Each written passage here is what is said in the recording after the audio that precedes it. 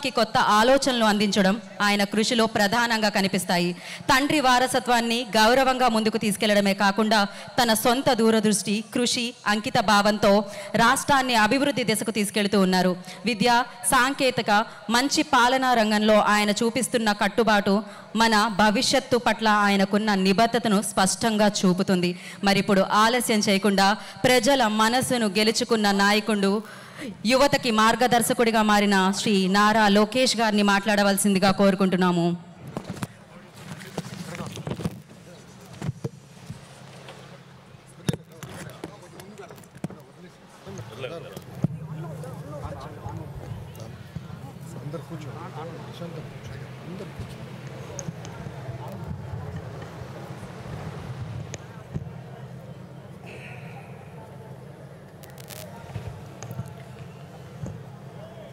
జై భవానీ, జై భవానీ, జై భవానీ.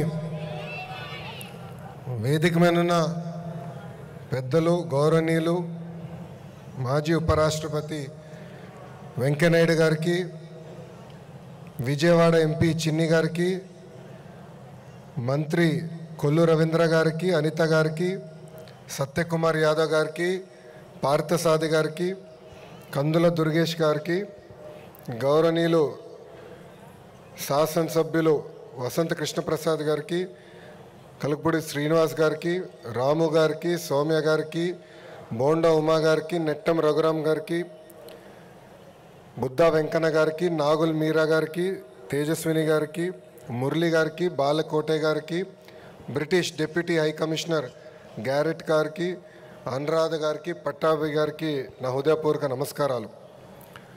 రాష్ట్ర ప్రజలందరికీ దసరా శుభాకాంక్షలు. భక్తులు కోరిన అన్ని కోరికలు తీర్చే తల్లి దుర్గమ్మ, కొండ మీద దుర్గమ్మ, కొండ కింద కృష్ణమ్మ ఉన్న పుణ్యభూమి ఉమ్మడి కృష్ణా జిల్లా. విజయవాడ పేరులోనే విజయం ఉంది. దుర్గమ్మ తలుచుకుని ఏ పని ప్రారంభించినా అది సక్సెస్ అవుతుంది. చరిత్ర సృష్టించాలన్నా, చరిత్ర తిరిగి రాయాలన్నా అది ఒక కృష్ణా జిల్లాతోనే సాధ్యమవుతుంది. వాస్తవంగా నేను పుట్టి పెరిగింది హైదరాబాదులో. నాకు విజయవాడతో పరిచయాలు చాలా తక్కువ. వెంకయ్యనాయుడు గారిని చూసి పెరిగిన వాడిని. అంటే ఒక పట్టుదల, ఒక కమిట్మెంట్ ఉంటే ఏమన్నా సాధించచ్చన్న నిజ స్వరూపం గౌరవనీయులు వెంకయ్యనాయుడు గారు. ఆంధ్ర యూనివర్సిటీలో స్టూడెంట్ లీడర్గా అక్కడి నుంచి ప్రయాణం ప్రారంభించిన వ్యక్తి, శాసనసభ్యుడిగా, కేంద్రంలో మంత్రిగా, భారతదేశానికి ఉపరాష్ట్రపతిగా చేస్తాం జరిగింది. తెలుగు భాష కాపాడడానికి అహర్నిశలు పోరాడిన వ్యక్తి వెంకయ్యనాయుడు గారు. ఆయన పోరాటం వల్లనే ఈరోజు ఆంధ్ర రాష్ట్రంలో గవర్నమెంట్ ఆర్డర్స్ అన్నీ కూడా తెలుగు భాషలో ఇస్తాం జరుగుతుంది. నాయుడు గారు ఒక పని అనుకుంటే అది అయ్యే వరకు ఆయన వదిలిపెట్టారు.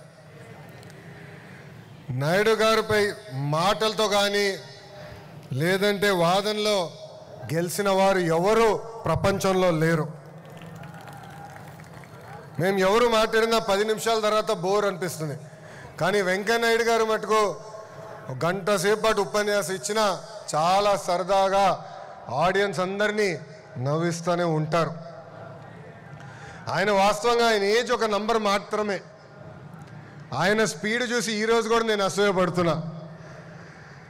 ఎప్పుడైనా చూసినా పని పని పని తప్ప వేరే ఆలోచనలో వెంకయ్యనాయుడు గారికి ఉండదు. నేను చాలా సందర్భాల్లో చెప్పా, గౌరవ ముఖ్యమంత్రి గారితో స్పీడ్లో పోటీ పడాలనుకుంటున్నా, ఇప్పటికీ నా వల్ల అవట్లేదని. అదే పరిస్థితి ఇప్పుడు గౌరవ వెంకయ్యనాయుడు గారితో కూడా ఉంది. స్వర్ణ భారతి ట్రస్ట్ ద్వారా వైద్యం, విద్య, స్కిల్ డెవలప్మెంట్ పెద్ద ఎత్తున ఆయన ప్రోత్సహిస్తున్నారు.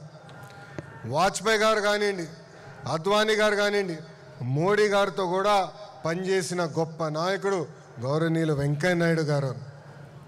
ఈరోజు సొసైటీ ఫర్ వైబ్రెంట్ విజయవాడ ఆధ్వర్యంలో విజయవాడ ఉత్సవాలు మనం నిర్వహించుకుంటాం జరుగుతుంది. మన సంస్కృతి, చరిత్ర, కళలు అదేవిధంగా ఈ తరానికి తెలియజేసేదానికి అహర్నిశలు ఈ ఉత్సవం పనిచేస్తుంది. రాష్ట్ర దేశ వ్యాప్తంగా ఉన్న కళాకారుల్ని వాళ్ళ కళల్ని ఇక్కడ ప్రదర్శించేదానికి ఒక అద్భుతమైన అవకాశం, ప్లాట్ఫామ్ ఈ ఉత్సవం.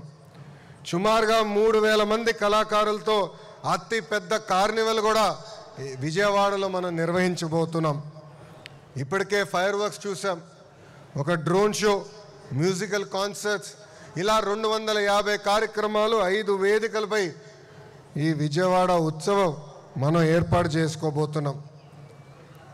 వ్యవసాయం, విద్య, ఆటోమొబైల్ రంగం, చేనేత కార్మికుల కోసం కూడా 600 స్టాల్స్ ఈరోజు మనం ఏర్పాటు చేసుకున్నాం.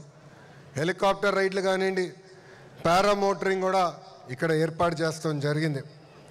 ఆంధ్ర భోజనాలతో పాటు భారతదేశంలో ఉన్న అన్ని కుజిన్స్ కూడా విజయవాడకి ఈరోజు తీసుకొస్తాం జరిగింది.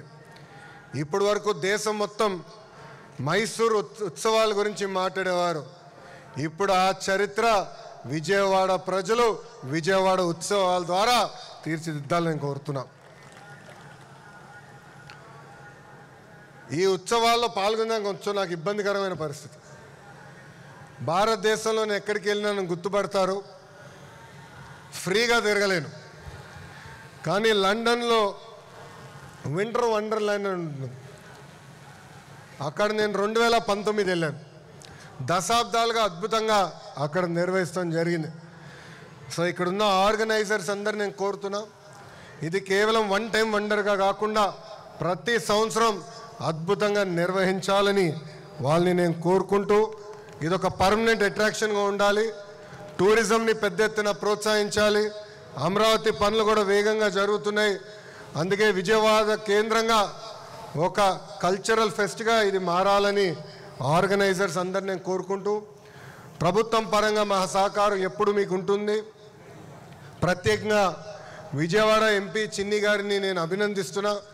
ఎందుకంటే ఆయన నాకు వచ్చి నన్ను కలిసి ఈ కార్యక్రమం ఏర్పాటు చేస్తున్నప్పుడు నేను నవ్వుకున్నా, ఇది అవుతుందా, ఇది సాధ్యమా అని. సాధ్యం చేసి చూపించారు. ఈ వేదికగా ఆయనకి ప్రత్యేకంగా నేను అభినందనలు కూడా తెలుపుకుంటూ, మీ అందరు తెలుసు పొద్దున ఎండగా ఉంటుంది, రాత్రి గట్టిగా వర్షాలు పడుతున్నాయి. వాతావరణంలో కూడా చాలా మార్పులు వచ్చినాయి. మేము కూడా నది కట్టుపక్కన మెగా డిఎస్సి ఏర్పాటు చేయాలంటే ఇబ్బంది పడ్డాం ఈ వర్షాల వల్ల. దానివల్ల కొంచెం ఏర్పాట్లు ఆలస్యమైన చాలా అద్భుతంగా నిర్వహించారు. ఈ కార్యక్రమం జయప్రదం అవ్వాలని ఈ సభాముఖంగా నేను కోరుకుంటూ, నాకు ఇంత అద్భుతమైన అవకాశం ఇచ్చిన మీ అందరికీ పేరు పేరున నా ఉదయపూర్వక ధన్యవాదాలు తెలుపుకుంటూ మీ అందరి దగ్గర నుంచి సెలవు తీసుకుంటున్నా. అందరికీ నమస్కారం. జై హింద్. గట్టిగా చెప్పాలి, జై హింద్, జై హింద్, భారత్ మాతాకి, భారత్ మాతాకి. అందరికీ నమస్కారం. మరొకసారి ప్రత్యేకమైన కృతజ్ఞతలు తెలియజేసుకుంటున్నాము మంత్రివర్యులు శ్రీ నారా లోకేష్ గారికి. Thank you so much sir. And ఇప్పుడు ఆయన ఒక గొప్ప వక్త, ప్రజల మనసు గెలుచుకునే